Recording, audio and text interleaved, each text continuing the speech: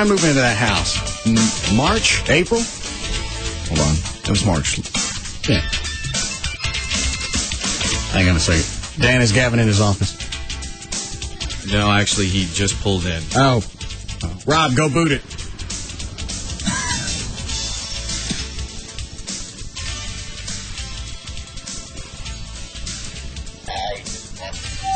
Hey, he ain't in the office. Boot it.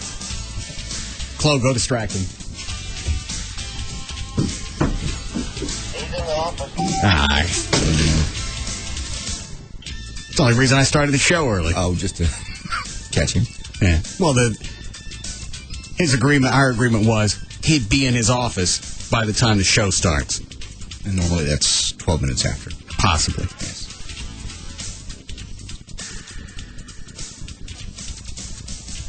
Weasel. No. Yeah. No. You're late. I was doing work for you. You're late. No, I'm not. You give me my Neil Sperry calendar like I asked? Yeah, I got it right here. Bring it in here. Why do you want that?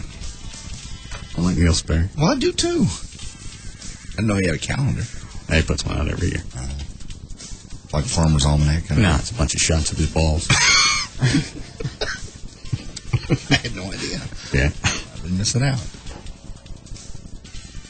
Didn't he take all these himself? Yeah. He did it digital this year. He was telling me it's beautiful. You know? Yeah. Wow. Got a digital camera. It takes pictures like that. I was amazed when I saw it. It's a beautiful calendar. Yeah. I listened to him on the way. Those are dead. Are those supposed to be dead? Right? Yeah, I think they're supposed to be hanging like that. But they're dead. See right there? Yeah, the little dead part. They're dead. Took them himself. What?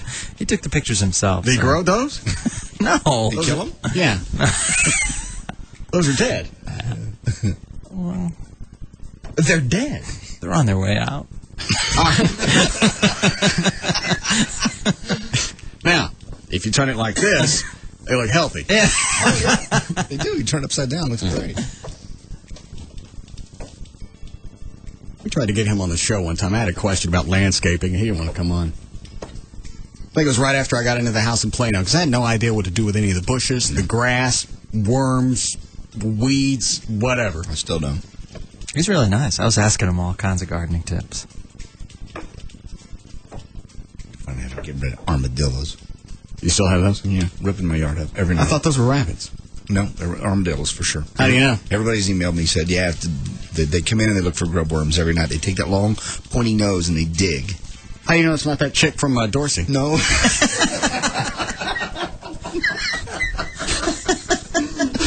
I'm pretty sure it's not her coming through my fence at night. But are you sure? I am not sure. I've never actually seen the varmint. I don't think it's her. All right. So what are they? Are they digging up stuff, or you just They see just dig up holes. You see snout holes in the dirt? Absolutely. See, about the size of your hand, they'll just dig. They apparently, I don't know if they smell the grub worms or what, but they get to one place and they dig a hole about the size of your hand. They dig about 3 or 4 of them a night. And I end up repacking it, and then the next night there's another one somewhere else. How'd they say to get rid of them? No one's come up with an answer yet. Trap them. I don't want to trap them. You said armadillos, not Yeah, possums. right? armadillos. Okay. Haven't seen them. That's just what everybody says. Don't you have any cameras that you could hook up? The only camera I had, I brought up here for monitoring. And I'd have to flood the backyard with light to get it. So I just what am I? Get one of those. What am I gonna do? So I got a picture of it. Now what? Well, then you know what it is for sure. Yeah. What about the what is it? The skunk piss? Fox urine. Does that work for them? I could try it. We still have some up here. I could just sprinkle. I could tell them one night. Just sprinkle along the fence. If I don't have holes the next morning, that worked. Somebody gave me some. I still may have it up here. It's in our office that we're redoing. Oh, okay. Rob's redoing. Well, then take it home. Okay, I'll try that. He didn't autograph this, Gavin. I'll get it autographed. He autographed one for my mom. Does she know who he is? No. Do you know he was doing this plant stuff my first year in radio. Really? I remember reading. I don't even around that long. Yeah, reading liners when I worked out in Greenville. Neil Sperry's Plant tips. Plant Talk, Texas. I think it says it on the back of the calendar. 27 years? 1983 was the year of our first gardening calendar. I think he told me today 27 years total. Well, then that makes sense. Yeah. Because 80 would have been 25. Wow. Does he have a full-time, pardon me for not knowing, full-time show on KLLI, or is it No, weekends? it's just on the weekends. Just weekends. Was it an hour? 2 hours? It's actually 3 hours, Saturday and Sunday. Is he syndicated somewhere else? He's on what they call the Texas State Network, so he's on about 35 other stations across Texas. Yeah. Tough to go nationwide on a gardening show. Right, sure. Nobody can get the entire state of Texas. Well, it's kind of like when I lived in Nevada and they used to pitch me gardening shows. Are you gonna keep him on? Yeah. He's great. All right. I got you a calendar. You should It's keep not him on. signed. Yeah, it's not. Well, signed. I'll get it signed. And he wouldn't come on the show. But your mom got one. She doesn't know who he is. She got it signed. Yeah. Obviously more important than Russell. No, he gave me. I got one for my mom and I got one for Russ. Yeah. How come this one didn't sign? I'll get it signed. I want him on the show. I got questions for him. All right. Otherwise, I want him off the station. No, no. Let's not go back to the ultimatums. I forgot what I just asked for. You want that signed? You want him on the show? Yeah. Neil Sperry. Or I want him off KRLD. I'll ask him. Off. What was his excuse last time? You know, I can't even remember. It's been so long. It's been 6 years ago. 5 years ago. He was renegotiating his contract. And didn't want to come on. I don't know. How does that relate? I'm not sure. Like, can't come on and just had Burger King. I mean, Yeah, I can't come on right now. I just had asparagus. My piss stinks. Which, by the way, that'll keep rats out of your begonias. whiz on your begonias. I'd like to see his house. It must be just unbelievable. The garden. Not if all the flowers look like that, Yeah, because those are dead. Those are dying. Those are dead, Gavin. It might be after a rainstorm. Well, why take pictures after a rainstorm? And if you're going to print something like that, print that's the like way, that. Maybe that's the way they sit. Flowers don't grow upside. What kind of flowers? Does it say what kind of flowers they are? It's a crinum lily. On the way out. Yeah, and that one's dead. It's not dead. No, just showing. There's just a little brown in the background. That's brown, and they're shooting down. Flowers don't shoot down; they shoot up. Those are dead. We'll get the answer on that. You don't need to be a horticulturist to know that these are dead. Don't ruin your calendar. It's beautiful. It's not signed. Also, I'm going to plant some stuff, and I don't know what to plant right now. Don't you have somebody that does that for you? Comes out and puts in flowers, or Yeah, sometimes. okay. I'm going to plant hedges in the front yard Why? because nobody else has them. Oh, up around the driveway? Yeah, kind of like a shoehorn. That'd be nice. That'd be real nice. On the inside, the yard side, obviously, not the house side. Huh? Inside the round part that's in the yard. Yeah, Toward the street. the inside of the circular drive. Gotcha. That'd be good. I have to push it in a little way, so I got room still to drive through my front yard. I want to drive to your front yard. I know you've done it before. I've seen the tire marks. Not all that's me. Some of that's from the hockey guy and his party bus. Oh, still? Yeah. Oh. That stuff just doesn't go away. Oh. I hear Gavin. I'll get it signed. Thank you. You've been very kind. See ya.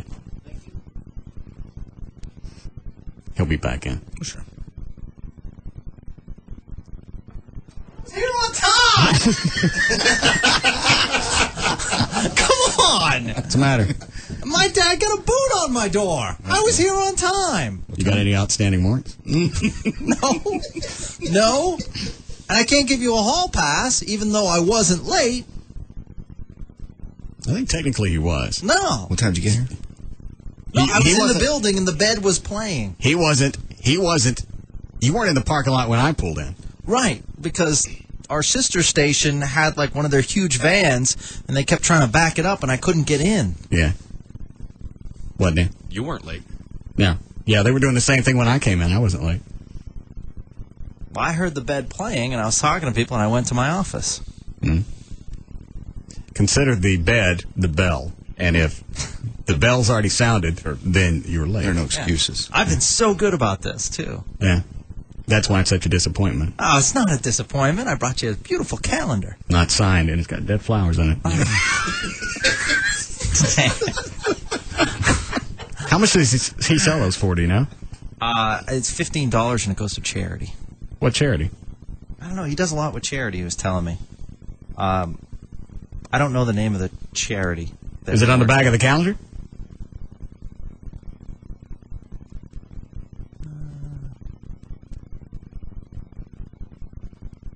No. What about in the inside when you open it up? Look on the page with the dead flower. That's where I'd put it. Yeah. I'll go on his website and see. All right. Can you let me in my office, please? All right, Rob, unboot it. You guys are tricky. Can you give me a few minutes? Yeah, how come? Because I'm in the middle of something. Oh, all right. What was the email today, Gavin, about the syndication video? How come you don't like it? It has. Have you seen it, John? No, I have not. It has things in there that are of a sexual nature, and about 4 or 5 things could raise up a red flag, saying that that's all you do. And in today's radio environment, that might not play. Okay. Well, that's stuff that we do on the show, though. I understand that, but program directors might be scared of that, thus not listening to your program. Well, then we don't want to be on that station. If you don't want to be on that station, that's fine. I'm just saying, program directors, they'll be scared. How long is the video? Minute Cut. and 30 seconds? Yeah, I don't know. Rob cut up most of it. Okay. It's very well done. I'm just, especially one where you're behind the woman and you're both naked. That's Terry Weigel. Yeah. I like that one. I must see this. You haven't seen that one? No. That was the same picture we used when we stole Mark Davis's website. Oh, okay. No, Put me and her, and then we put Mark Davis's face over hers. I know when I remember it now. Yeah. He's got nice cans. Yeah. What else is on the video? I haven't seen it either. There's that one. There's the LeBaire video of you getting close with women. But it's not just all of that. He's got the one of the christenings, a couple of the celebs in the studio. You know, we don't have really many pictures of people in the studio. When Bon Jovi was in here, I don't think we have anything of Matchbox 20, Def Leppard. We had a couple of Loverboy, and we lost those. I don't know where those go. Jesus. There's one up in the hallway of you and Bon Jovi. Probably use that one. Where? When it's pictures of different staff things. I never saw it. Down by the bathrooms? Yeah, I think so. Why would it be down there? I don't know. There's pictures of various things, and that's one of them. Yeah.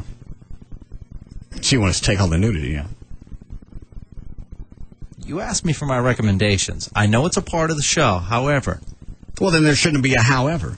If they're gonna have a problem with just the presentation, it's not a station we want to be on. but syndication is a completely different ballgame. All right, well then explain it to me, slick. I'm just playing it from the devil's advocate. I know, but I'm not talking about me. I'm talking about the tightwad program director that doesn't want to get in trouble. The Dusty Haze.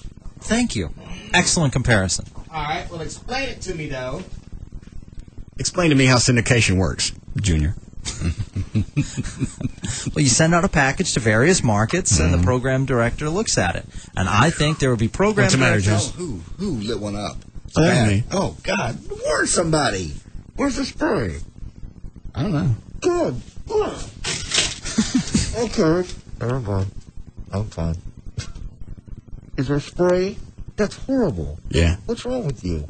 Nothing. Yeah, something's wrong with you. No. It's just kind of eggy. Yeah, that's it. That's it. Yeah, exactly. Do we have spray? Oh, yeah. Well, spray it! Dang. No, I think we're up. No. No, seriously. This one's broke. Give it to me. I'll shove it up my nose. It's orange stuff. I'll just put it on my finger. I'd match. Go ahead. Sorry to interrupt. I forgot where we were. Oh, Slick was going to explain to me syndication. Yeah, that's like. I'm not an expert, but as a person who's been a program director for a while, I'm just saying it's going to raise red flags. All right, so let's say you got an FM talk station. Yeah. And almost all of those are sort of edgy, right? Yes. Okay. And that syndication thing that Rob cut up, isn't that kind of edgy? Yeah. Okay. Perfect match. Seems like it's a nice filter. If they see that and they don't like it, then we don't want to mess with them. We don't want to deal with them because that's only going to be downhill from there. And if you get a true FM talk program director that understands that, then it won't be a problem. Okay? That's a perfect station you want to be on. Well, let me ask you this, Junior. Say you got that. You got the video presentation, quick minute and a half, 2-minute visual thing just to kind of give you a feel for the show that also has the ratings that flash up from time to time. Cool. I'd love to see this. Hold on a second. Dan, get Chris at Vert Biz to post that. Tell him to stick it in the... hang on, let me look at my front page and see what I got on there.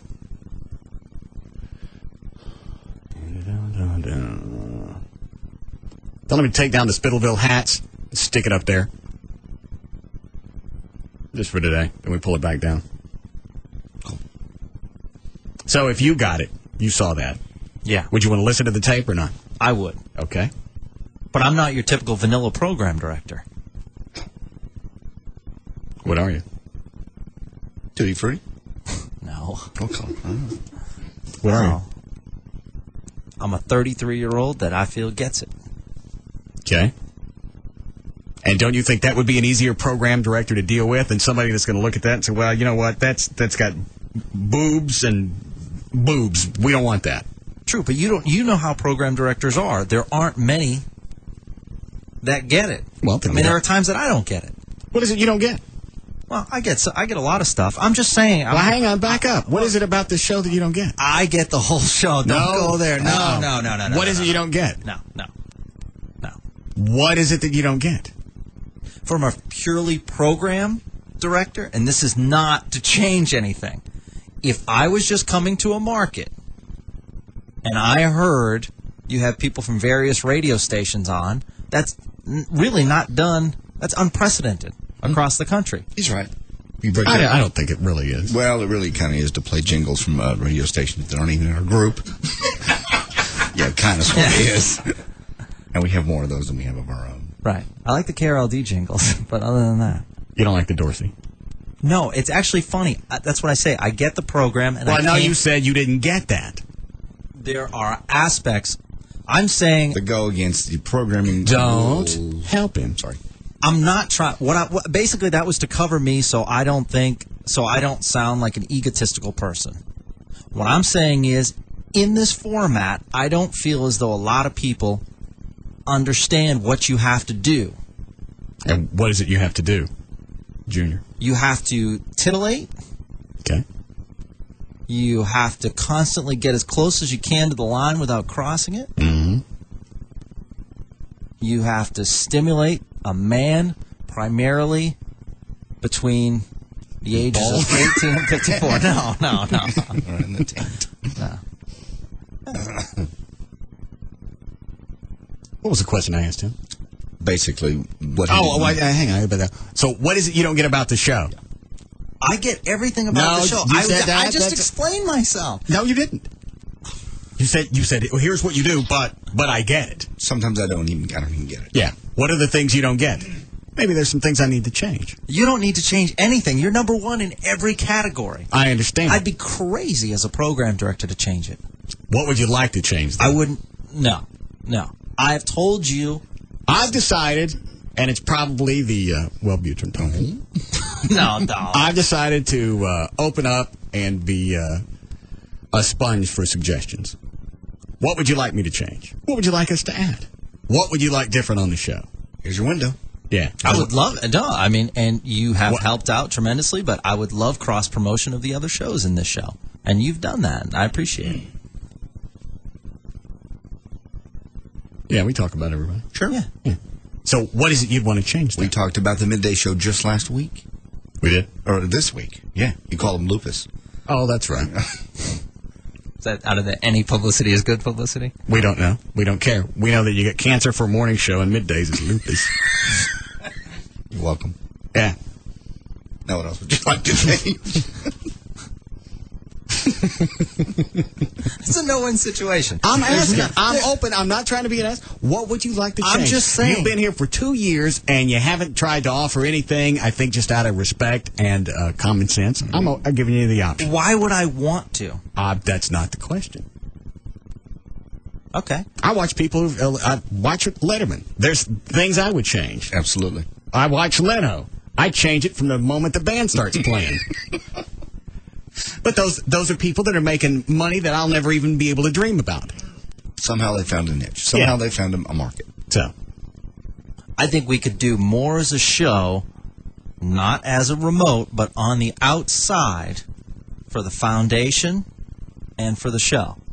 Event-wise. Like what? Like expand on events. Like we got the what? White Trash Party. Mm-hmm.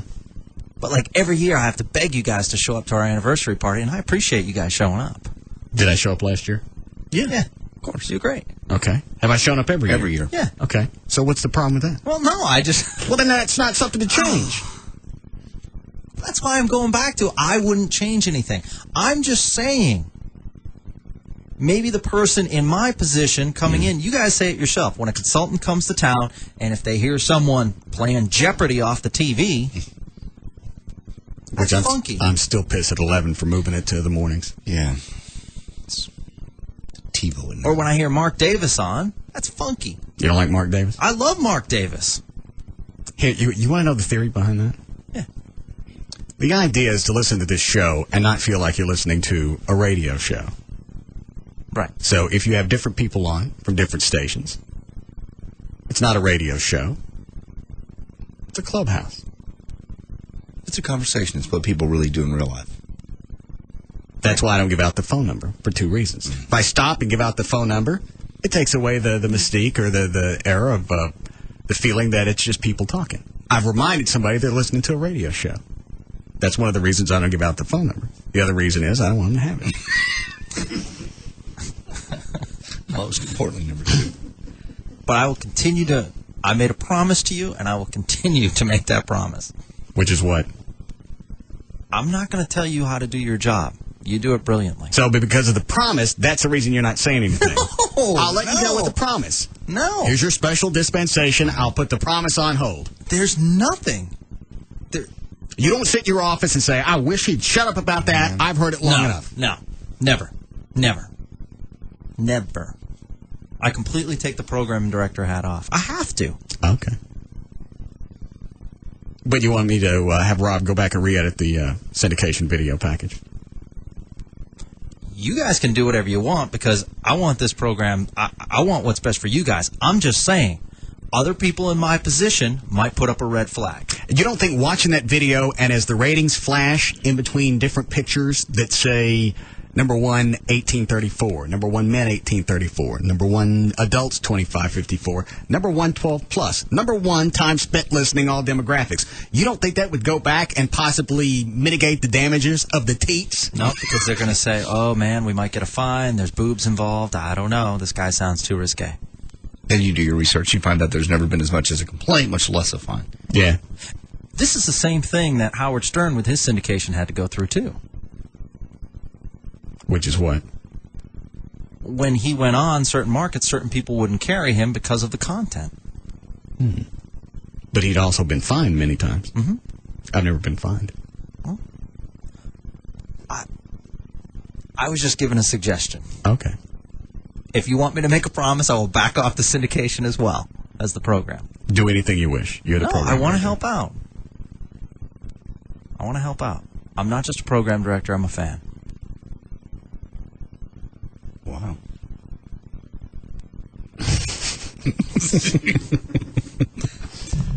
Rob, is Gavin's office unlocked? The boot is off his door, but the office is locked. Oh. Do you have your keys? No. Yeah. Well, the boot is off, as I promised. We need a break, Flo. Don't forget. get to get my Neil Sperry thing signed.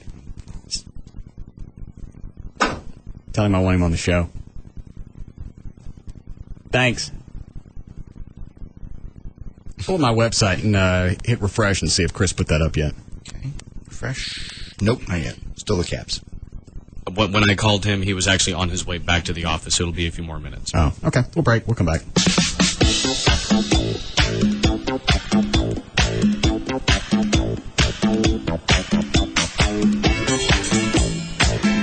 We'll be back to the Russ Martin Show.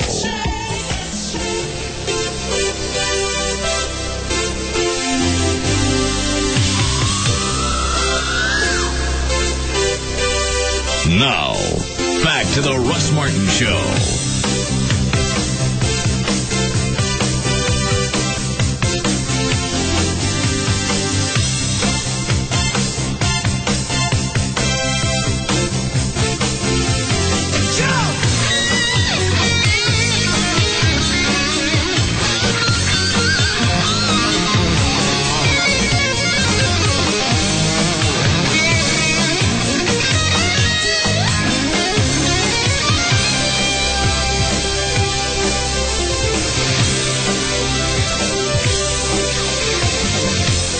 Dan, what was the phone call the guy hung up about Craddock?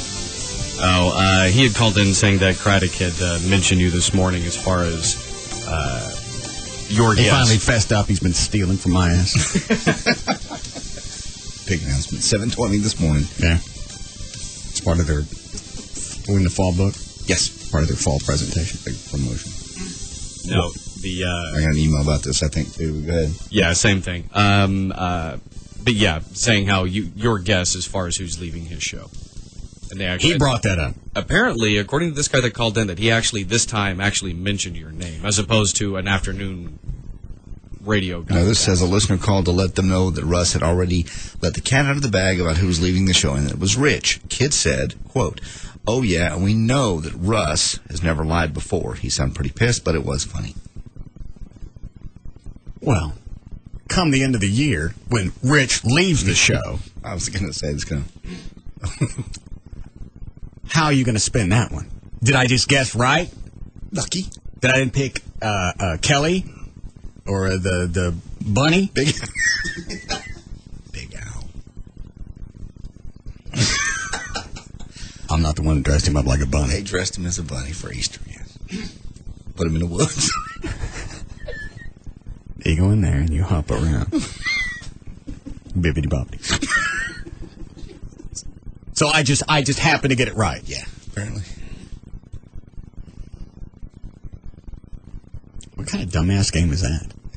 Guess who's leaving before. They did this before. They did this when the other guy left, the last producer. And it's always the producer, the one that's not on contract, the one that's not on the billboards. Yeah. Why is it? They think nobody can figure that out. It's a big fall deal. It's mainly because he obviously thinks his listeners are stupid and that they can't figure it out. Yeah, that's got to be it. Ours are trained not to believe anything that happens. Eddie Boyd's been gone 2 years. They still think it's a bit. People do. I heard him laugh. I heard it. Yeah. What are you doing? I heard it. And I still get phone calls saying, "Hey, whatever happened to him?" And like then the that. other one that calls in and says, "He's probably under the console or something, waiting for something to happen," or something like that. Yeah, I got an email about that, too. And then people think because I've let them see behind the curtain enough, they think they got it all down. It's like right after Eddie Boyd left, the guy from, what was the name of the security company, Dan? The Millennium? Yeah, Millennium Investigations. No, they're not. They were going to give me... Oh, the security company. Paisano? Is that what it was? Yeah. All those guys, yeah. The Tony 2 Weeks. Right. I know this is a bit. You're very funny. Yeah, you know me. I don't know you. I've done bits with AW. That's why I don't know you. Well, I know it's a bit, and Eddie's going to be back. I'll give you $1,500 in 2 weeks. When he come back. That was 2 years ago. I ain't got dick. I haven't heard from Tony either. Is there actually a company out there called Paisan? I mean, are they on the internet or anything like that? Yeah. It's not like my $1,500. Yeah, with interest at this point. And at one point, a guy called in about a year later claiming to be the Tony guy's partner and said that he would make good on it. Okay. And never did. Where is that? Exactly. This was money that's supposed to go into the foundation. Correct. They all think they've all got it figured out. Everybody's got it figured out. Everybody knows. Mm-hmm. And the only reason that you may have an inkling of what's going on is because I tell you. We'll do the thing, and then I'll tell you how we put it together. And you idiot, you still believe that I'm dropping cars off of a crane in the parking lot. I think Trey falling off the ladder was the best. As far as just people believing it, we had police officers jumping the curb to get up here to help. We had doctors that made U-turns in traffic to come here to help. I've heard the playback on that before. Theater of the mind. It absolutely, time-wise it worked out. Audio-wise it worked out. It was perfect timing.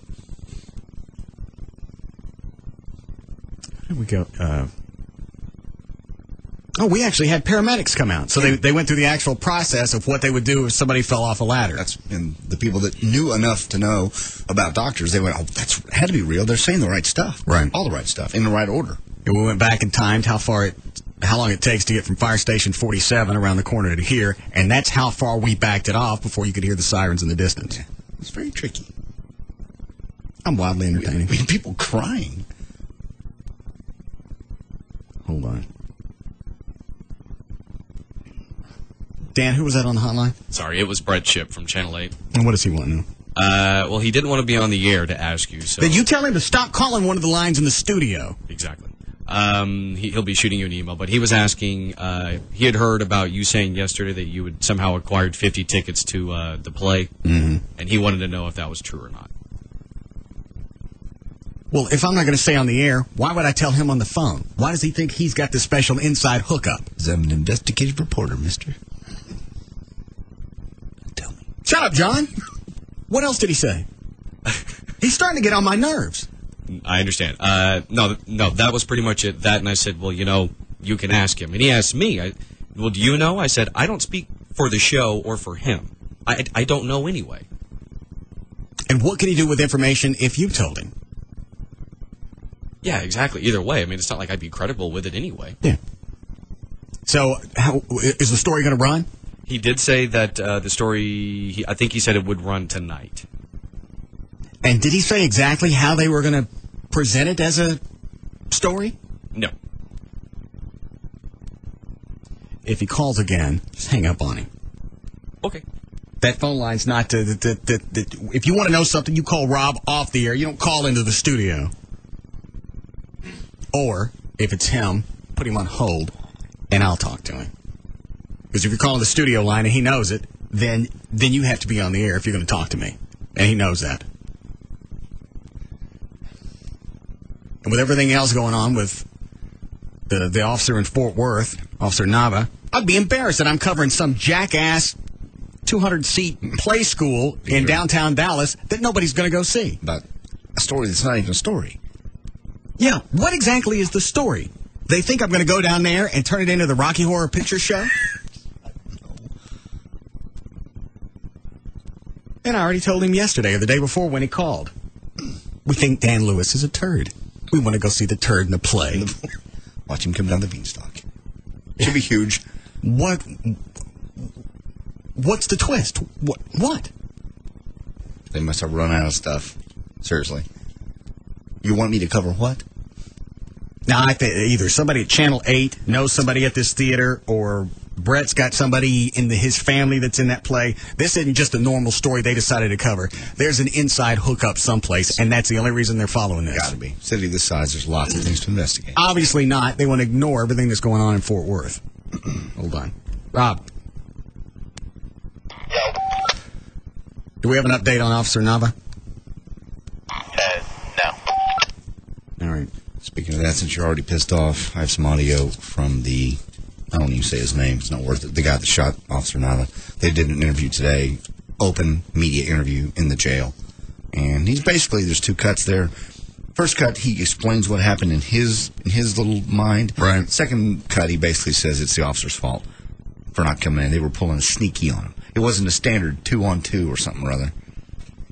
Cut number one is his description of what happened.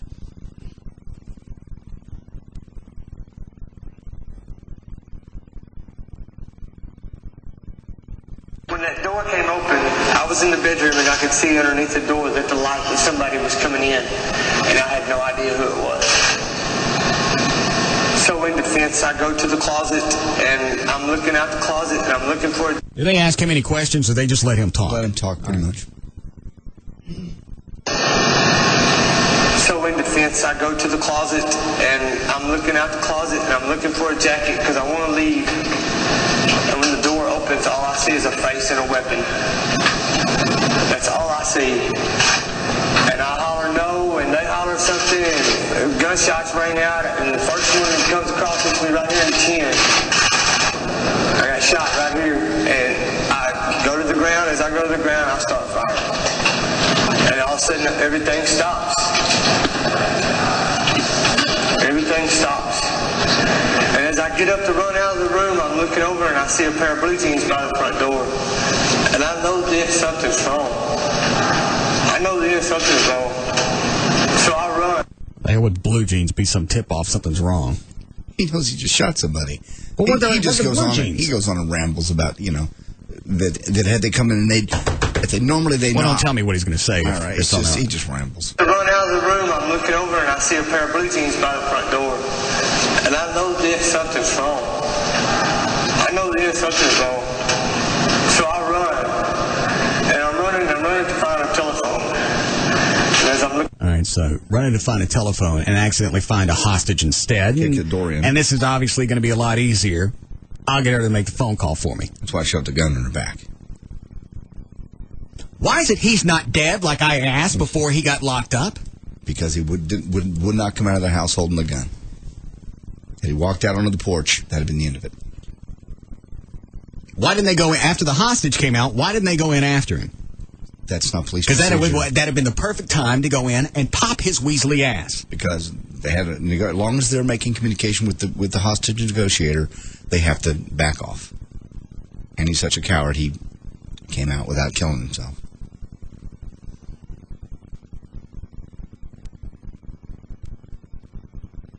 Things have gone too far. The laws that are in place to supposedly protect the innocent, it doesn't seem like really any innocent people are having problems with it. No. It's the people like this, the filth of society, who's been in and out of trouble, who has really no business running around. Those are the people that these laws seem to protect, and that's why they're still alive, and that's why he's out running around, and that's why Officer Nava probably is not going to make it to the rest of this freaking day. Because he's still there. And I want to know why nobody killed him like I commanded. I do a lot for police and fire. That's the least they could do is pop this piece of trash before he gets out of that house. You're right. I don't ask for thank yous. I don't ask for news coverage. I don't want anybody to thank me. But if I ask you to kill somebody, go do it. Just once. This once especially. It's the holidays.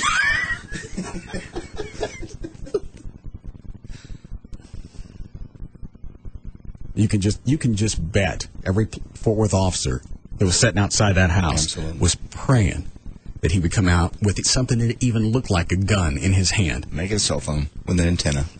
Anything. But he didn't.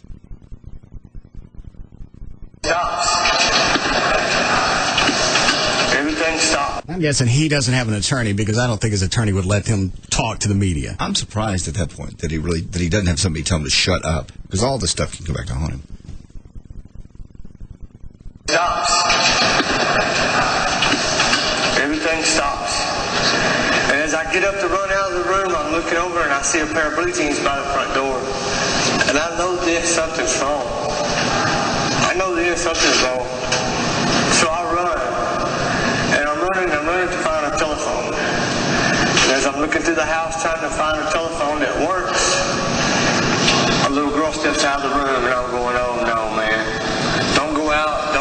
They're shooting. They think you're going to shoot me. Don't go out. Just stay there. And I finally talk them down. I finally talk the officers down. I let that girl out of that house.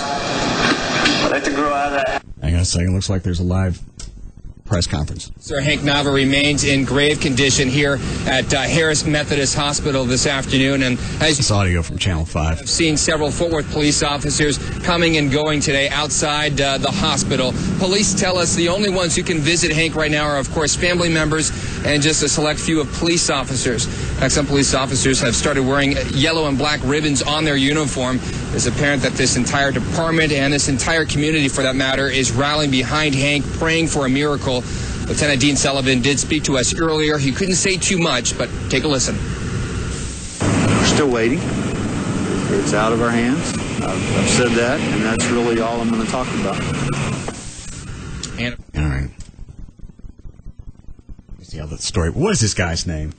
Is it Hurd? I got it right. Is that it? That's what it is. All right. Stephen Hurd. Let me see how his story plays out.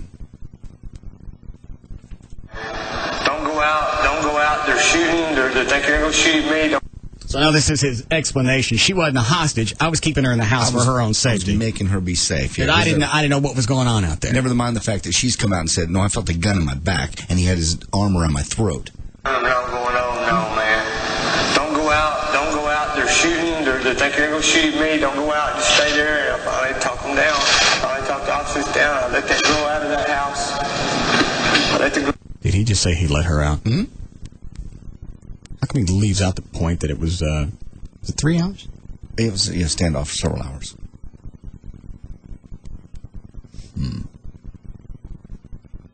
I talked the officers down. I let that girl out of that house. I let the girl out of that house, and I made that phone call, and that was it. I gave my stuff up, and that's all I wanted. And all I want people to know right now, man, if there's any way I've known that was a police officer, man, there's no way. There's no way.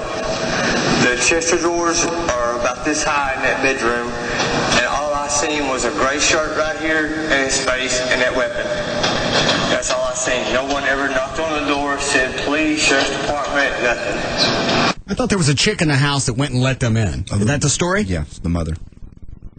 The mother let them in? The mother let him in first and said he wasn't there and gave them permission to search the house.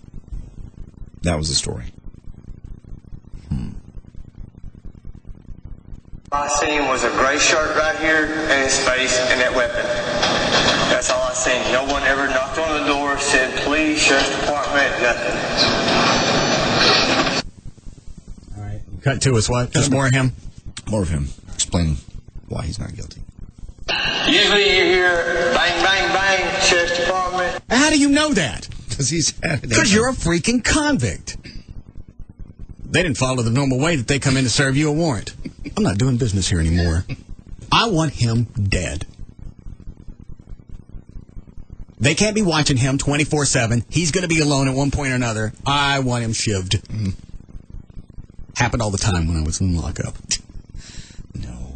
And how come is it where he is they got floors? Must be a special holding cell. Because there's video of him on, let's see what he's saying on Channel 5.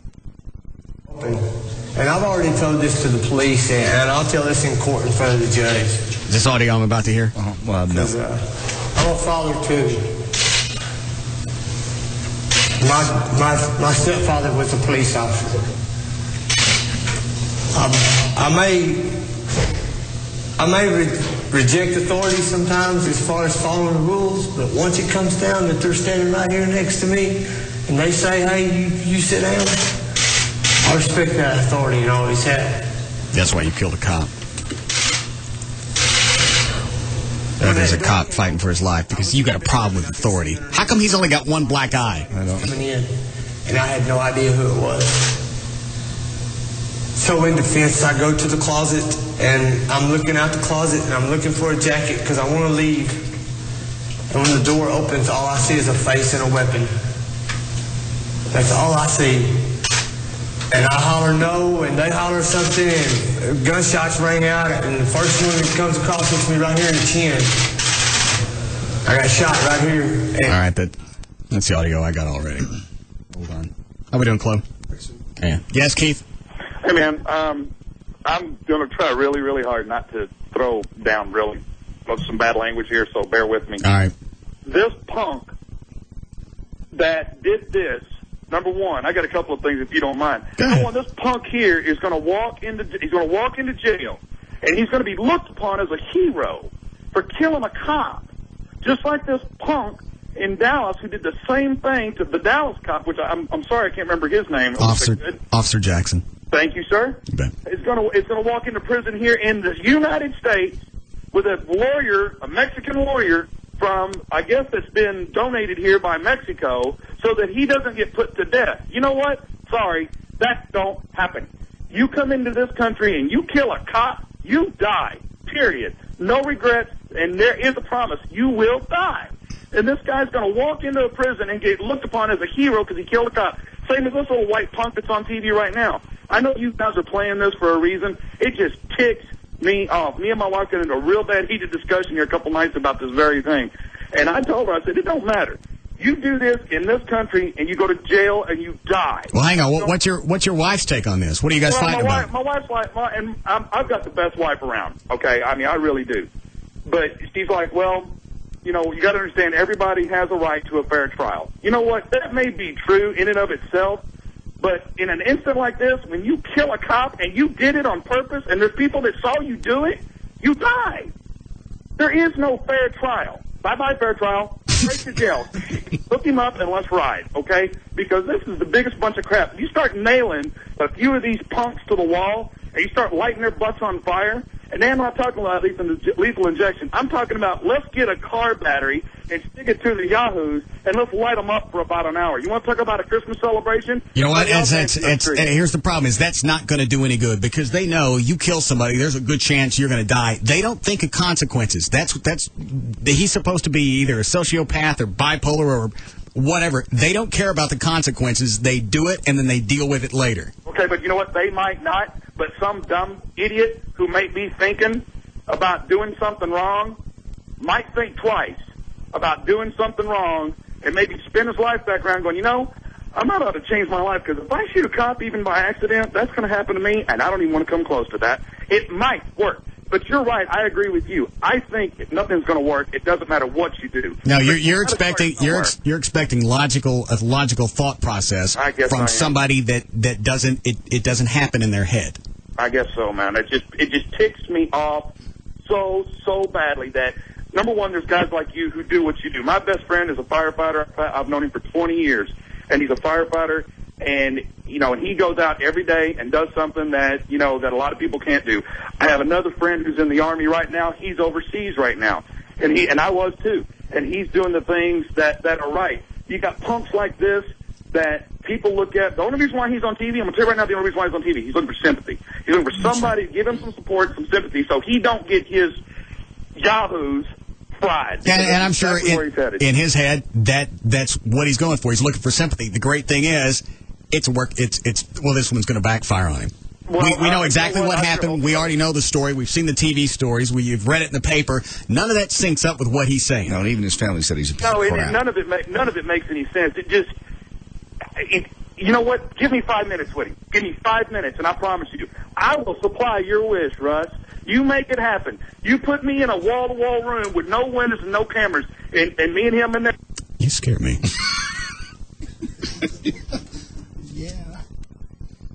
And there's still video of him on television. Now he's crying. How come you weren't crying? This goes back to nobody is remorseful until you get caught. Well, yeah. He threw in the old, I'm a father too, and then the tear. And here's something that doesn't add up. He talks about, well, I didn't know if they were police officer or not. They didn't announce themselves. Well, okay, let's just go with that for a second. Let's say that may have been the case. Then why run away and then hole yourself up in a mobile home for 3 hours when you know cops are surrounding it? Therefore, if you shot someone you think it to be in self-defense, you just kind of walk out and say, oh, I think I got him already. Oh, so you're looking for a good story out of this guy? Yeah. No. Well, that's what I'm saying. You're taking his explanation and you're actually trying to look for a good kind of rationale. Yeah, there's no rationale. He's making it up. No, that's what I'm saying is I'm using his argument against him. Because if you shot someone that you thought to be an intruder or was out to hurt you and police show up on the scene, do you hole yourself up in someone else's house? No, you go out and say, I'm okay, I shot the guy. Yeah. So when somebody's in my house, I shoot him, the cops get there, I go, there he is. I'm the one who killed him. Exactly. However, when you know that you just shot a police officer and then 50 of them show up with guns pointed at you, tend to, hide in a mobile home. Right, and at what point, because wasn't Officer Nava in plainclothes? He was. Okay. Yes. At what point did you know that they were there for you?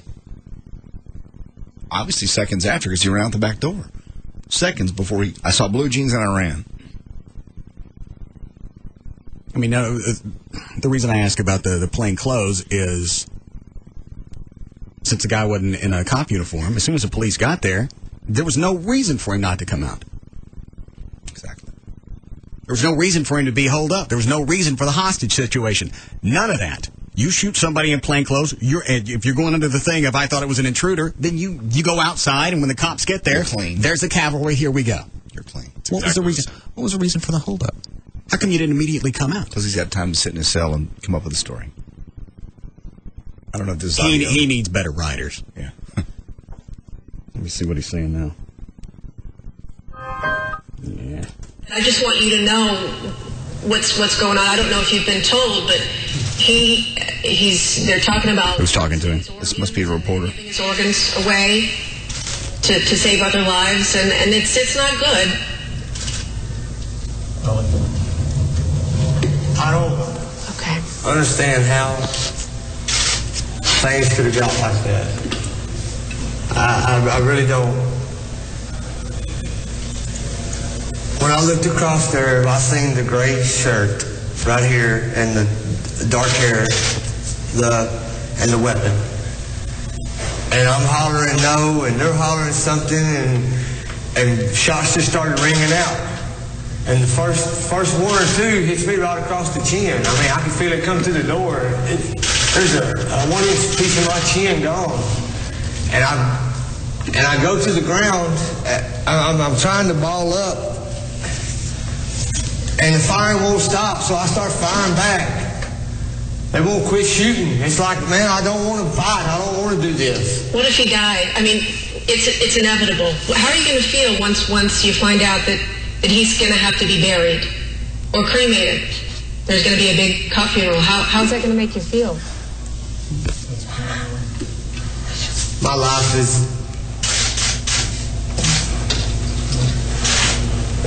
is over. That's what I was asking for.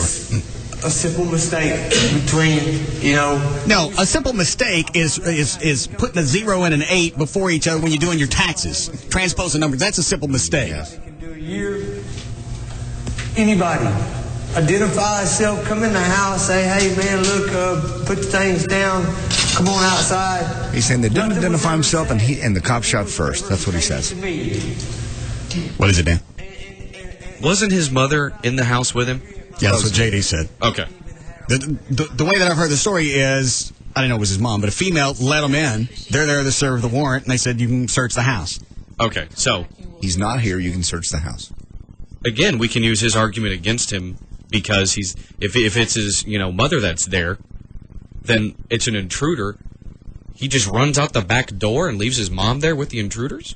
I mean, he's already shot one, and I'm sure that they didn't just come flying in. I'm sure they knocked. Yeah, intruders don't knock.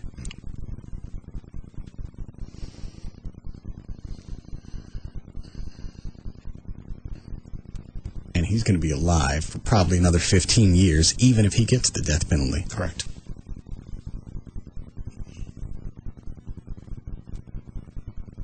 You don't hear the rest of the audio? You didn't? I'm deciding. Okay.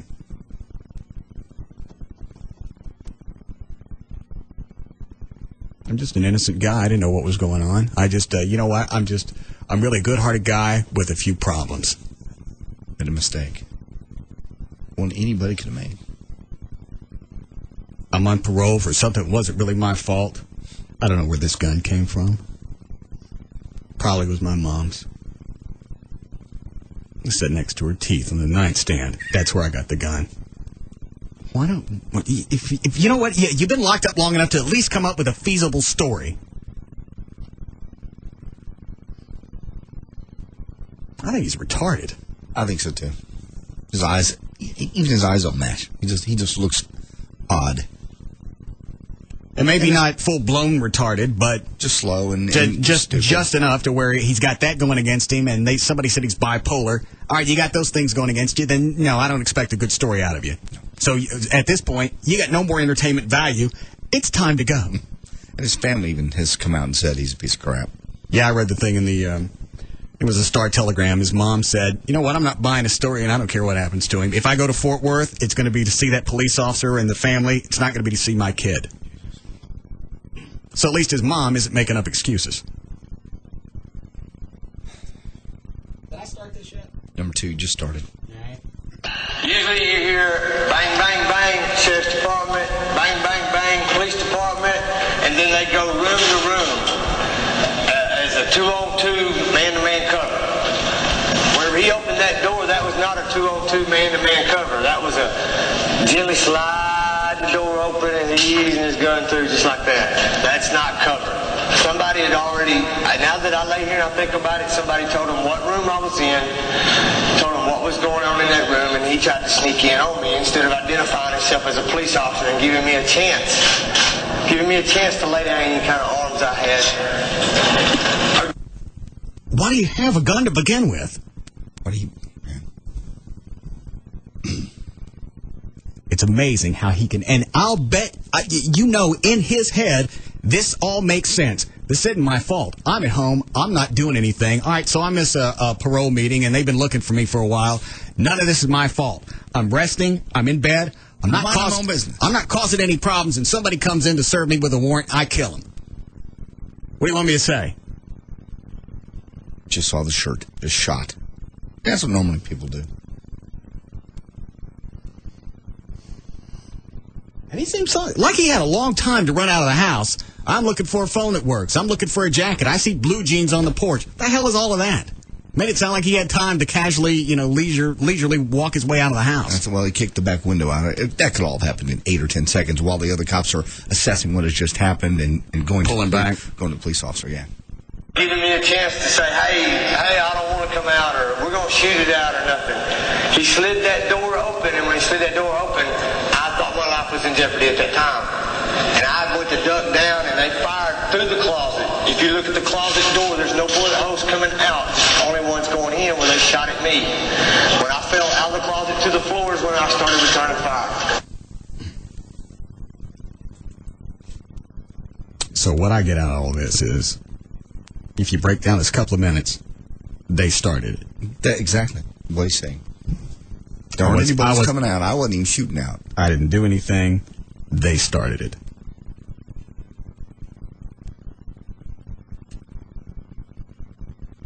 They can't watch him all the time.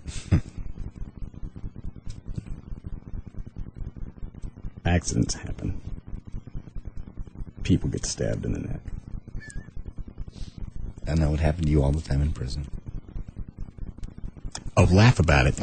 You get raped by a bunch of Chinese from the laundry, then they leave the sock in your ass. And then the rest of the time you're locked up, you're the ass sock of C-Block. I would never. Laugh about it. I would not.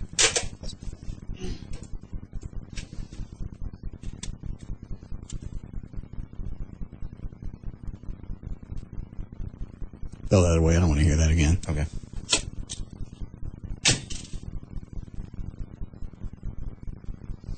All right, we'll be back.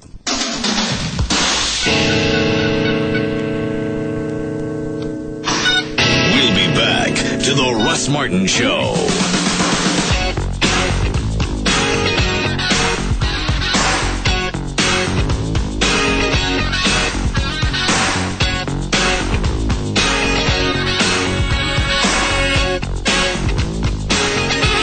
Far and away, the most listened to afternoon show.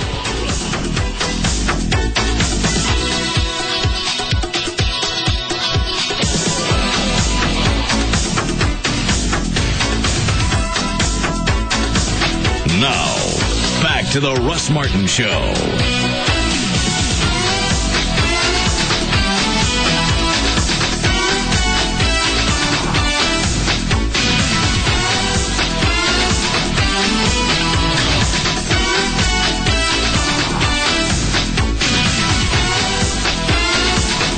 Say it again. It says what? The subject line just says, "Who cares?" with about 50 exclamation points. And then the body of the email says, "Get on with the show." It came at 4:07 when we're talking about the police officer. And where did it come from? It came from rldavis70@gmail.com. Chloe, give me a pen. Doesn't say his name, just the email It address. says Ronnie out to the left side. Ronnie. Why didn't he call in and say that? Because he's a pussy. He knows better. He didn't even send it to the studio account. He sent it to my private account. Afraid you'd see it. Like, I ain't going to tell you. What's the email address again? rldavis70@gmail.com. That's another free thing, isn't it? Mm-hmm. That's all right. I'll have Drew find him. Oh, that's right. Forgot. What does that mean? Who cares? Obviously, he doesn't care. Is he assuming that nobody cares? That's what he said. Who cares? Get on with the show. Should you email him back and tell him to call me? I will. Give him the number here in the studio. The guy's not too smart. Well, anytime that they email from a web-based account, Yahoo or the Gmail or Hotmail, they don't think anybody can find them. Yeah. They're wrong. No, because now I got Drew. Drew scares me. I still don't get how he could take a Yahoo account and go back and not only find out who it is, where they are, what city, that he could tell you when they're online and want to know if I want them kicked off. That's frightening. Because you think you're pretty much anonymous in any kind of a Hotmail or Yahoo or Gmail or anything like that. They'll never find me. Oh, yes. Now, Chris at VertBiz, when stuff like that's come up before, somehow he could ping stuff back and forth and at least figure out like what server they were on. Somehow Drew can go back and get names. The actual name, the person, where they are, and that they're online. And that they were on dial-up and wanted to know if we wanted him kicked off. So now we've made Drew Director of Online Security. Very nice. So R.L. Davis doesn't care about cops. No, apparently.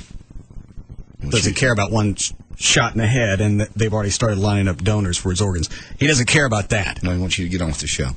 This is the show. And now I may stretch this till 7. I'd like for rldavis70@gmail.com to call me. But give me about 3 minutes.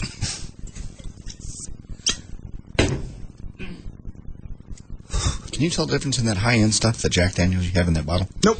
Okay, just wondered. Do we have any cheap stuff? Yeah. Give me a second, I'll tell you. All righty. Taste test. Trey can. I can't. A little more stout. Is it? This is? Yeah. The expensive stuff? What does this cost, do you know? I have no idea. I've never even seen that before. It's got to be, being that it's a 90 proof, it's got to be higher. Can I smell it? I thought you didn't like Jack. I don't just want to smell it. It's been a long time since I smelled Jack. Oh, all right. Thanks. Ooh. No. All right.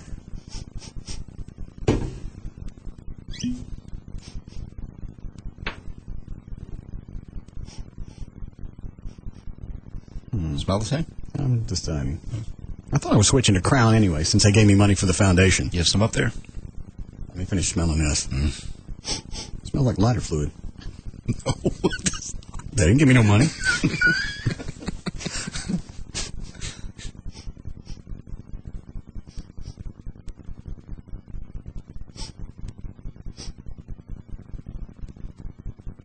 You need your Bic filled? No. It doesn't smell like lighter fluid.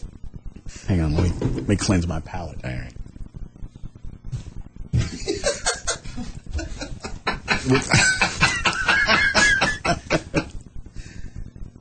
It's supposed to be water or cracker. It's not supposed to be a crown. details. Yeah. All right. This is expensive stuff on the left. This is the regular Jack on the right.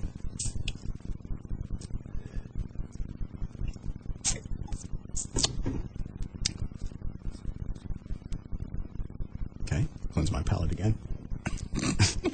More crap.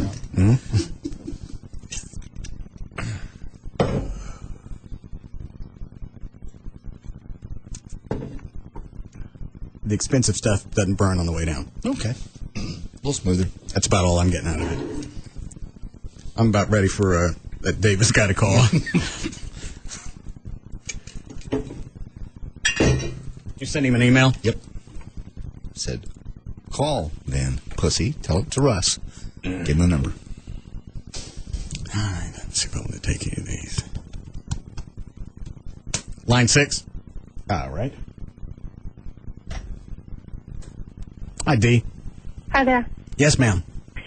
Well, I was just going to say, I guess I'm the exact opposite of Mr. Davis, because as far as I'm concerned, the results are all the proof you need to know that this guy's lying. If the cops had started it, he wouldn't have had the opportunity to return fire. Yeah, you're right. He'd be dead. Exactly. That's a good point. Thanks, sweetie. Well, I didn't hear all the conversation coming in, but did anyone point out that he's a convicted felon and not supposed to have a firearm to begin with? Yeah. I don't care if he's got a firearm or not. I want to know why he's out. Because they followed the law and the rules of the department. See, that's what this goes back to. It's what I said earlier, and I want to make a point while I still can. Yes. Well, today's going to be fun. Is the laws that are in place, it doesn't seem like the innocent people are getting any benefits out of this. Everybody that seems to get the bonus out of what's in place and civil rights are the pieces of crap. They don't deserve any like rights. This Hurd guy. Don't deserve rights. I mean, I hate to say that because every once in a while, somebody who's innocent ends up on the wrong side, so you hate to make a blanket statement. Okay, well, what about obvious cases like this? We know for a fact he shot Officer Nava. Absolutely. We know for a fact the illegal alien, that stuff's strong. Oh, good. That illegal alien, we know he shot Officer Jackson. Those are given. There's no gray area to that. But the process will still take 12 to 15 years. They'll probably both end up dead.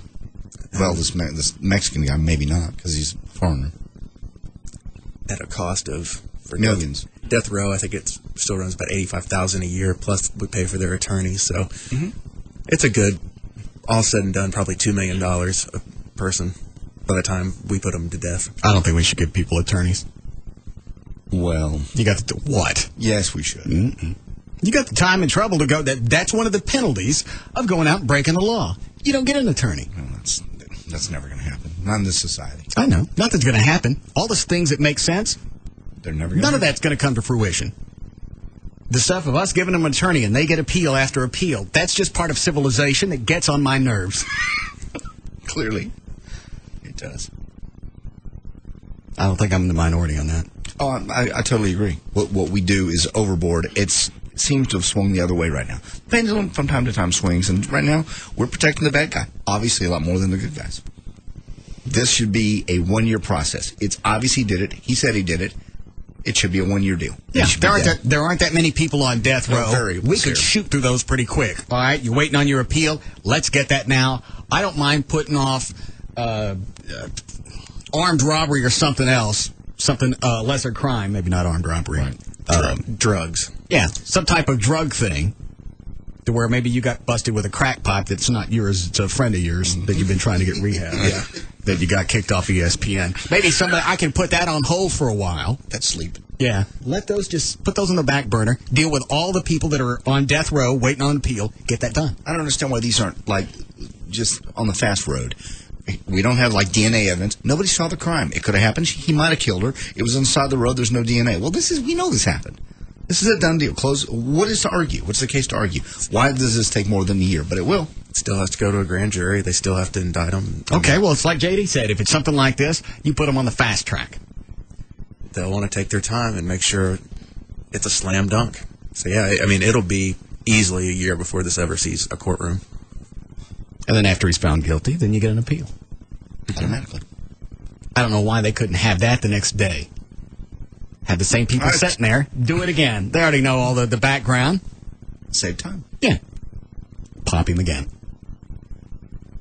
That way we don't have to pay for in between the first conviction and the appeal. Then you got to house his ass and feed. Well, he just got a ticket. He just got a ticket. Really, he doesn't have to worry about job. He doesn't have to worry about food. He doesn't have to worry about housing. And in prison, he's a hero.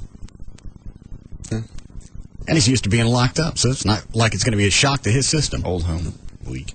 Did you hear the part of the audio trade where he said they didn't follow procedure when they came into the house? I heard something. My phone rang. He was talking about like 2-on-2. And right. They didn't knock. He goes, normally it's sheriff's department, then they come in, or police department, or whatever agency that's been after him. Then they come in 2x2 cover. He's pissed off that they didn't follow that procedure. Well, and who says they didn't? I mean, that's we don't care. Yeah. And I'm sorry, police don't go in guns blazing. Yeah, that not for a warrant, especially. No, I mean the way he made it sound is he opened the door and just started randomly shooting. Cops don't do that. I mean that's just such BS. That's why they were caught off guard. They weren't expecting an ambush, serving a warrant. Dan, which one? John, can you push that monitor a little closer to me, please? Sure. Thank you. Oh God. How we doing? How's our focus? Tasty. Awesome. What is it, Dan? You can start with line 2. All right. Has the R.L. Davis emailed back yet? No, I'm looking. He has not. And he hasn't called either. But someone did call with 2 possibilities on location and a name. Really? Yeah. Hi, Gabe. Drew. Yes. Go ahead. Hank was a good man. I feel sorry for him and his family. His daughter is very sweet and everything else, but that guy should not send that message to Russ telling him about that stuff.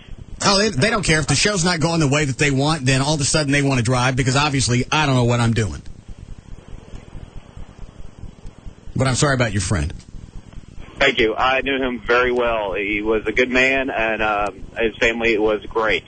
I don't know what the guy was thinking of writing that email saying, "Hey, stop doing all this stuff about the cop and continue the show." No, they want everything to be exactly the way they want it to be. In the days that I'm going to focus on something, I'm going to focus on it. He wrote me back. I know. You are understandable because I know you run that charity for the cops and the firefighters. So I know you. You guys are great. Excellent. I understand that. You are the best man there because this guy is... Okay. What did the email come back say? Hey, bud. I like Russ better with the regular show. I'm watching this on Channel 5. I don't want to listen to it all day. Love, Ronnie. What's the email address again? It is still rldavis70@gmail.com. Thank you. And he's not going to call. He is emailed as of 3 minutes ago. Ronnie Davis? That was R.L. Davis? It just says Ronnie out to the left side, then rldavis70@gmail.com. I bet we can find him. Yeah. What are you doing? I'm just going to write him back. What are you going to say? Call. Oh, he ain't going to call. In. No. All right. Let's see. Okay, we'll take this one because I remember this, and then we'll do news. Hi, David. Yes, Russ. Yes, sir. I can't believe that the guy didn't know the police were coming, because didn't he yell out that he wasn't going to go back to prison? Now look at him. Yeah. Did that come out in one of the news reports? Yeah, one of the reports that said that. Yeah. He'd screamed out, "I'm not going back to prison." What happened to that? That doesn't fit in the story. That's why you let David. That's why you leave that out. Otherwise, you look stupid. Thanks. And what? Hank, is it Nava? Are you asking me or JD? You. I'll talk to JD for a minute if I were you. Okay, go ahead. Hank, yes. This window's closed. His partner has... Hold on a second. What is it, Dan? I was just going to say line 2 whenever you got a chance. Oh, okay. Go ahead. His partner hadn't made any statements, has he? As far as... Officer Navas? Yeah. I don't know. I haven't heard anything. I haven't either. Why do you ask? Oh, I just... his... what his partner, the story of what happened will be dramatically different. Than Well, and then I'm sure Mr. Hurd is going to say, well, that he's standing up for his buddy. What else is he going to say? That's the way you rationalize that. And I wouldn't be surprised if in the head of this Hurd guy that's the way it happened. Sure. Well, he looks Like like a he's sociopath. strung out on drugs for years. Yeah, like his eyes. Yeah.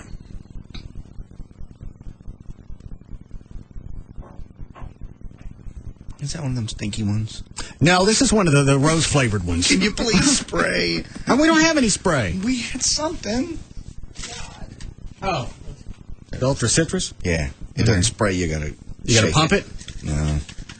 How do I work it? I gotta put it on your finger and wave it in the air. Why? This pump doesn't work. Are you sure? Yes. Well, let me hold it for a second. What? Oh, Russ! God. Waft it his way. Waft it his way. Yeah, the pump's broke on this. Yeah. There. Thank you. All right. We don't have time for news? Oh. Okay. Any one of these before we break down? Line 2? Okay. You're going to have to get closer to the window from now on. Yeah. Drive closer. Hi, Billy. Hey, Russ. I just wanted to call and say that, man, Hank was a real good guy. He was just a real good person. He was the police officer at my high school. I'm 27 now, but I was kind of heading in the wrong direction a little bit, and he straightened me out. He straightened me out, and just sad to hear this happened to him. So what did he do to you? Just counseled me a little bit. I was just bad high school, bad choice of friends, and he taught me the way. I hung out with him a little bit, and on school and after hours, and just a real good guy. And just, man, it's just we need to pray for him. Well, I can't talk to you anymore about this. Ronnie Davis said it's dragging the show down. Well, he can. Yeah, thank you. You know. No email back? Not yet. All right.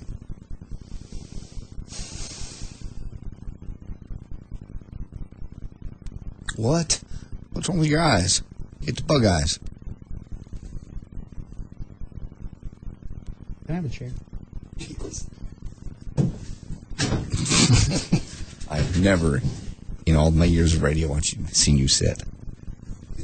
Oh, I don't want to sit in it. I didn't want to vomit on the carpet.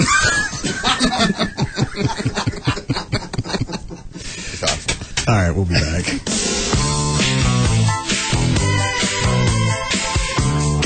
We'll be back to the Russ Martin Show.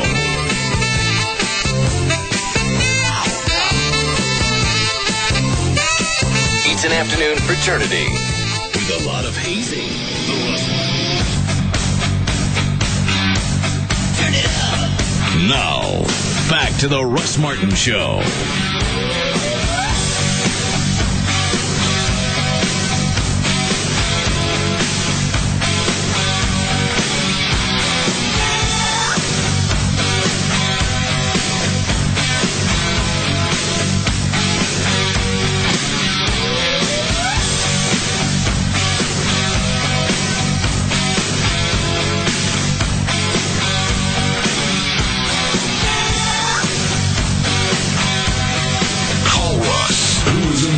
To all that surrounds him. Now, 214-787-1053. Yes, Dan. The guy on line 4 says he's Ronnie who sent the email to JD. I don't know that. I don't know that for certain either, but he said on the second email that JD read, he left off part of the email. Did you leave off anything? Yeah, and he said, love the show. Well, Oh, sorry. Ronnie. Yes, boss. It's too late for that. What was the part of the email that JD left off? Well, I just went, just that I've been watching it on Channel 5, and that I was real sad about it, and I just can't listen to it all the time. That's why. So you decide you're going to send an email that says, who cares? Well, yeah, I know it doesn't do any good, and I'm sorry about that, boss. Mm-hmm. And I really feel sorry for his family. It's really Obviously you don't, because you decide you're going to send an email that says, who cares, get on with the show. Just like Officer Nava's going to be able to get on with his life. Is that what you meant? By the way, were you born in October? Yes, sir. All right. And I was just real sorry about that. And I'm sorry I offended you, sir. I'm not offended. You should be. I'm sorry. What about Officer Nava's family? I'm very sorry for them, too, sir. And I wish they shot that guy and got it over with. And what do you think you could do to yourself to make me happy? What would you like me to do, sir? You have a car? No, it broke, and I gave it to the Can Academy. Oh. Which academy? No, that one they advertised on Channel 8, Oh, the Dale Hansen one? Yes, sir. Oh, not JD's? No, sir. No. But I do want to apologize. All right, you're off the hook for the time being. But you guys take cars too, right? The Clan Can Academy? We don't have it. Nobody. I don't quit it. No. Cars. I think your slogan's a little offensive, though. What's the slogan? I can't say what's on here.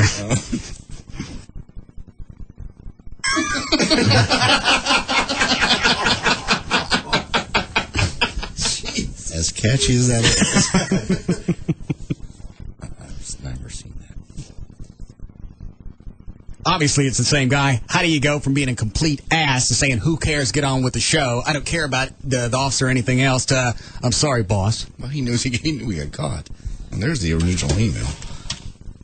Yeah, all it says is, who cares, 10, 12 exclamation points, and it says, get on with the show. Huh?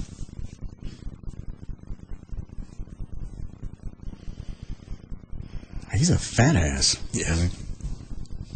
About 5 foot, 200 pounds. Damn.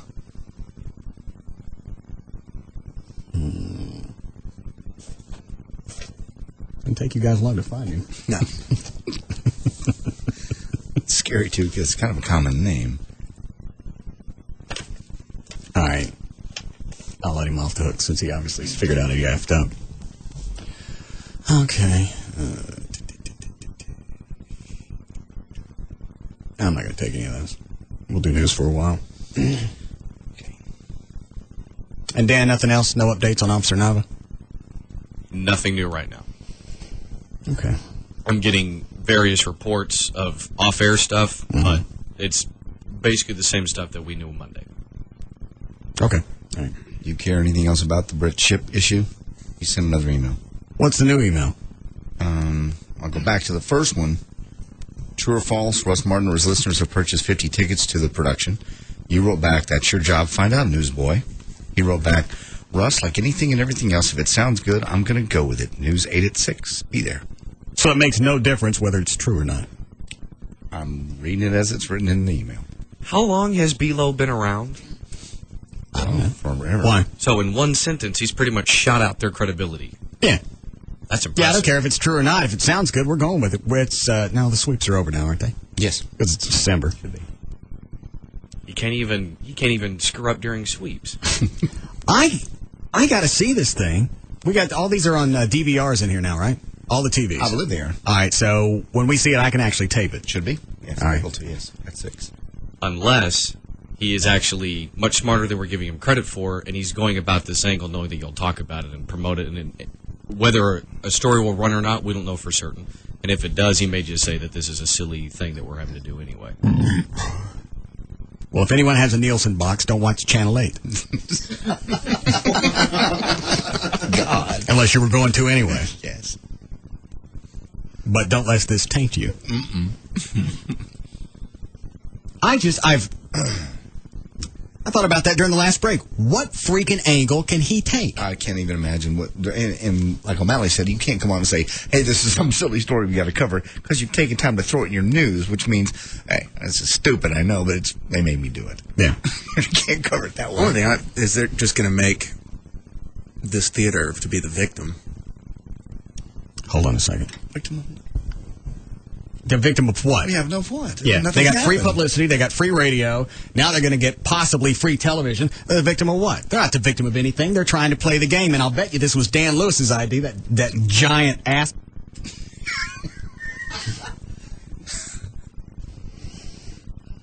Rob, when is the announcement coming?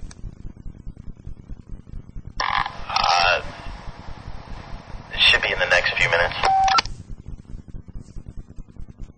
Okay. Rob got word that there's an announcement coming regarding Officer Nava. Okay, let's do news in the meantime. Sure. Do these TVs up here, do they have Zoom? No. They don't have any Zoom. No. Do they seem further away? Yeah. Can you guys push them up further on the shelf? No, they're... No. Two of them on the same channel? Might work. All right, let's do news here. Did you do a legal ID? Yes. All right. 508, J.D. Ryan's here with news. Thanks, Russ. Brought to us by Condoms to Go. Dan and Todd, they will be here tonight, actually, from 8 until 10 o'clock, 5315 Greenville Avenue in Dallas, and then also by Tweeter, that's on Preston Road in Frisco. I'll be there Saturday 1 to 3. I'll be giving away Samsung DLP television on Saturday between 1 and 3 at Tweeter. Thursday, December 1st, 2005, Charlene Tilton is 47 today. Bette Midler turns 60. Richard Pryor is 65. Lee Trevino is 66. Lou Rawls turns 70, as well as Woody Allen is also 70. 3 service members were shot earlier this afternoon on the grounds of the Fort Worth Naval Air Station Joint Reserve Base in Fort Worth. Police said the shooter was taken to Harris Methodist Hospital in critical condition with a gunshot wound. The 2 others shot suffered superficial wounds and were being treated at the Naval Air Station. Head-to-head competition between Southwest Airlines and American Airlines may be just days away now. President Bush signed legislation yesterday which opened up Missouri to direct flights from Dallas Love Field. Southwest said that is exactly what they want. Not just flights from Missouri, but everywhere in the U.S. Southwest Airlines announced, you like the final line in this thing here, Southwest Airlines announced in a news release that it's going to start up non-stop jet service to St. Louis and Kansas City about December 13th. Who's going to do this? Southwest. Okay. And American Airlines said, fine, then we're moving back to Love Field. We got 3 gates, we're moving back in. Good. Why is it going to be different this time than when they were out there last time? It's not, pretty much. One of the spokesmen for Southwest Airlines said, that's fine. We welcome American Airlines to come back out. We like an American's presence, like putting a convenience store inside Walmart. God. Did they really? Yeah. By the way, who wants to see our balls? Southwest spokesman Ed Stewart said that. Give that Ed a raise. It's worth every penny. That is why Southwest is better than American. There's nobody else in the corporate arena that can come out and say something like that. Yeah, let them come out. That's quaint. That's going to take some of the pressure off our success. At least make it look like you're giving us a run for our money. Yeah, we don't make it look like we're just winning on our own. It's like playing football against, 2-year-olds. I kind of like that. Read the quote again. American leased 3 gates at Love Field from Southwest. Southwest Airlines, which is based there, likens Americans' presence to that of putting a convenience store inside a Walmart. Yeah, I think And there's someone over at American just looking at that saying, huh? Yeah. I don't get it. You see that one coming. I don't understand how all of a sudden Americans going to make it work this time. They're not. It's a threat. They'll probably put some jets over there, but they. Well, why? All right, if they're going to go over to left field, obviously it's cheaper to operate. Why couldn't they make it work? How come they couldn't make it work last time? Because they were trying to just knock Legend Air out of business. So they were under. Was Legend flying out of left field? That was their attempt last time, was to keep Legend from flying, and they did it. They kept them tied up in court until they had no more money. Okay, and then once Legend was gone, was American out? Then American moved it back out. Yeah. Okay, so that was just a strategic thing. That wasn't a let's see if we can make it work thing. Yeah, I think they stayed out about 6 months after Legend went, just so it wasn't completely blatantly obvious that that's what they were doing. And they're so big, at that point, they can afford to lose a little bit of money. And that's what they do in all the small markets. They go in, they knock prices down, they make the little guy go away. They can afford to take the hit for a while, well, the little guy can't. And so he shuts down, and then jack the prices back up. Well, it was kind of Walmart's template for a while, as they would go into smaller towns where the mom-and-pop organizations couldn't compete. Exactly. And then they'd close. But I don't think Walmart would then jack the prices back up. It was just a company that had the buying power nobody could compete with. Exactly.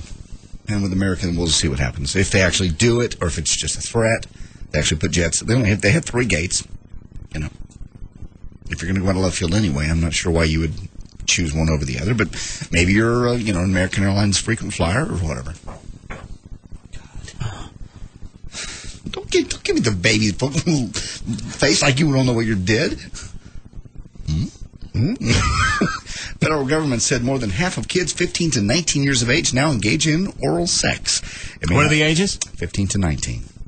It may not lead to pregnancies, experts say, so there is no emotional or physical consequences. They say. Like I've been drinking. Oral sex is what makes many young kids seemingly, they say it's a safe alternative. If you are a virgin and you have oral sex, one girl said, then you're still considered a virgin. If you can't get pregnant, then it is not sex. Many kids are actually becoming physically ill from the sexual activity. The largest sexual disease among teenage girls today is gonorrhea of the throat. Michael Irvin said... I didn't know you could get that in the throat. Apparently so. Okay. You can still get diseases, yeah. Well, I know, but I didn't think gonorrhea was something that could live in your face. Mouth. Yes, apparently it is.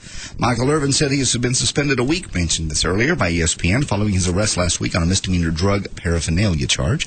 Irvin was issued a citation by the Plano police on Friday for possession of drug paraphernalia after he was stopped for speeding on the North Dallas Tollway. He still claims it was a buddy's, and his buddy just come out of rehab, and it really wasn't his. And okay, well, a place to throw it away. All right, well, hang on. If his buddy had time to go into rehab, then there'd been enough time that it elapsed the time from when you took the crack pipe to get rid of it. Actually, what happened was, and there's a pastor down in Houston that has confirmed this, there was a friend of Michael Irvin's. Michael Irvin did pay for him to go to rehab. The guy didn't stay there even 24 hours. He bolted. Okay. So this guy still may be under the influence of this. And this guy down in Houston is saying the same thing. It's called the Life Change Institute.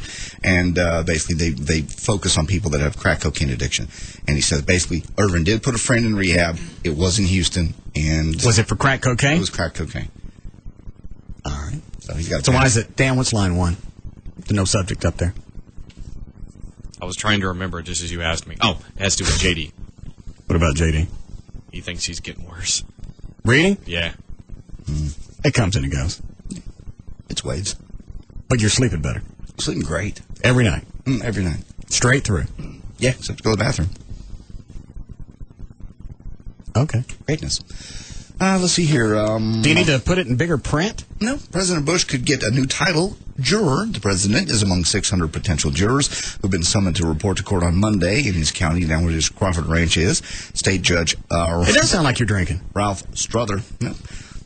Bring a whiz test in, dude. I don't have to. I can listen to you read. Ralph Struther said he expects to get a response. Dude. But doesn't expect Bush to report to duty. He says, I don't think I'll be sending the sheriff out to bring the president in. It seems to me that the president has plenty of things to occupy his attention. Jury duty is a very important civic function, but running the country, I think, especially at wartime, takes priority over jury summons. Several websites to help consumers have been set up to get deep discounts on a variety of items. This is according to I found this at the NBC5i.com website. For travel savings, there's a site they came up with called fairalert.net. The site recently sold hotel rooms at Disney World for $11 a night, a 5-night Caribbean cruise for $80 per person, and free flights to Acapulco also on the menu. That's fairalert.net. They got a whole list of them on the NBC5i deal. Is this one of the things that you got to be flexible to go? This like you get a last-minute notice and they said, all right, the trip's next Tuesday. This has got a variety of options as well as time out in the distance. Also, it gives you there's websites for coupons, like 2 and 3 times coupons. It's not just flight. One of them offers money off of satellite radio, just a variety. So look at all the websites they list. Let me see. You get cash back, you get rebates, you get coupons.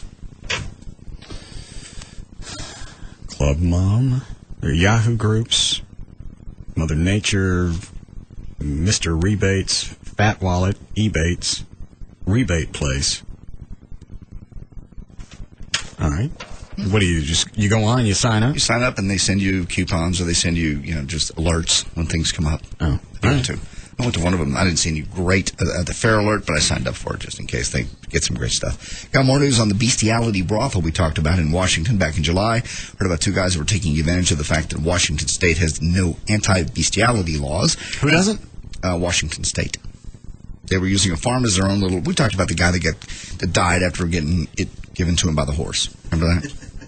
Or the horse rammed him and the horse rammed him and got him torn up inside. Oh. And he died. They got their cover blown when 45-year-old Kenneth Pinion allowed a horse to give him the business from behind. In the process, Kenneth suffered deep internal bleeding, and, of course, he died. Cops went after his friend, however, 54-year-old James Tate, who videotaped Kenneth getting it, and who also partook in the barnyard action, as it says here, against, bestiality. Okay, all right, hang on. It's going to be bad enough to let a horse give it to you. You really wouldn't want anybody else to know. You wouldn't think. Much less have it captured on videotape. Yeah, what is that? Something you take back home and you're going to whack to later? I guess. That was their thing. He got it, and this guy videotaped it, and this guy got some for himself. Basically, it turns out the guy that videotaped, he pleaded guilty to the only thing. How do you talk a horse into that? I don't know. I don't think you have to talk him into it. Well, it's not something that naturally happens. I've seen video of where horses come up and stop. Okay, that's enough. All right. And how odd that you've seen those videos. That's been on normal television. I don't think. They don't do it. What, they got some kind of horse glory hole? No, like a farmer's walk. Well, it'll be okay, because I really don't know whose horse it is. Because it's a glory hole. And a donkey will jump up on a guy and try to... It's been on America's Funniest Home Videos and everything else. And they show all of it. Yeah, they don't show the act, because obviously the guy is not willing at that point. He has his clothes on, but the animal tries to. Okay. James pleaded guilty to trespassing. He got a 1-year suspended sentence and a $300 fine and community service. The guy that videotaped it all. Are you ready for your very first in-flight dating service? You talk about dating services being for discount people. Now you can do it on an airplane. Air Introductions. Hold on a second. Hold on. Rob, who's on the hotline? Officer Smith. With Fort Worth Police? Yes, sir. Is this official? Yes, sir. All right, good enough. Put him on hold so I can pick it up. Officer Smith? Yeah. How are you, sir? I've had better days. I understand. But due to your help and your concern and everything, we'd let you know that Hank has passed. So, how long ago did this happen? I believe it was about 30 minutes ago. Yeah. Or 45. So. Is the family still there? Yeah. Yeah, there's a lot of people here. So. But did you work with Hank directly? Yeah, I did. I worked in and around with him. I was in a hot rod car club with him. He was real hot rodder like myself, and we did a lot of things like that. So, but I'd worked with Hank, not on the same team per se, but we had worked several occasions with each other. I've known Hank for quite a while, but. Now, I know he's married. How many kids? 2. What is it? 9 and 4, I believe. Is that right? 9 and 4? Yeah. Do you guys have anything planned for this evening, the officers? I don't know what's going to progress from. I mean, I know what initially, what's going to happen. I don't know what's happening tonight. I don't know if there's going to be anything official tonight. The officers will be up here until they boot us out of here. Okay. So, I mean, they have an auditorium for us, and when they tell us to head out, then we'll leave. But obviously, you know the details of what happens afterwards. So, but more than likely, we'll be up here at the hospital for the rest of the evening, probably until tomorrow. Well, we had talked about coming out after the show. Yeah, they should still be down here directly. So I think there's more people on their way for obvious reasons, but I literally came to the door and then they announced it. So I'm not privy to exactly what, like I said, what they're going to do from here on out. I understand. But well, we're sorry about your friend. I appreciate it.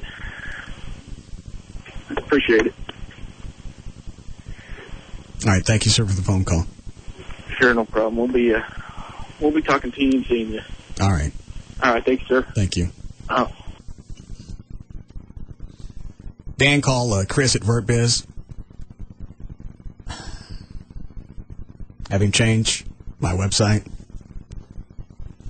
Rob, you have the paperwork? Yes, sir. Trey, you want to go get that? Because if I see Rob, he's going to make me cry. Yeah.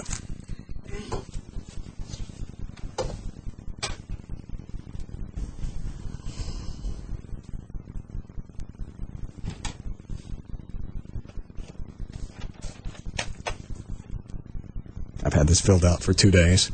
Check request. I had it. Had it set in the fax machine all morning.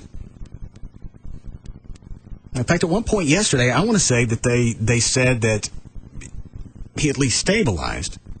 Or didn't they at one point upgrade it? Or was it always critical and it went to grave? I think it was critical and went to grave. They never even... Yeah, that was the only change. It started out as critical, and then, obviously, they switched it to grave condition. All right. They never even attempted surgery. Well, maybe it was the fact that a couple of days had gone by. I don't know. Well, with a couple of days with an injury like that, like I think Jay even said in the news story, you start to think, well, who knows? Maybe there's a possibility. Yeah. Let me sign this so Rob can fax it.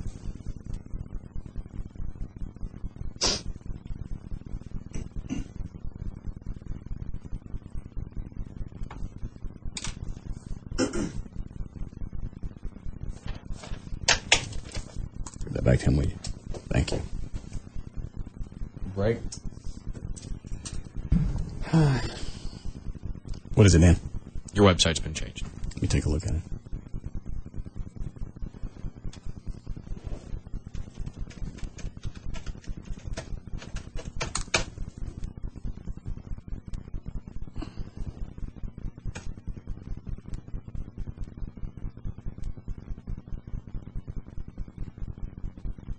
Yeah.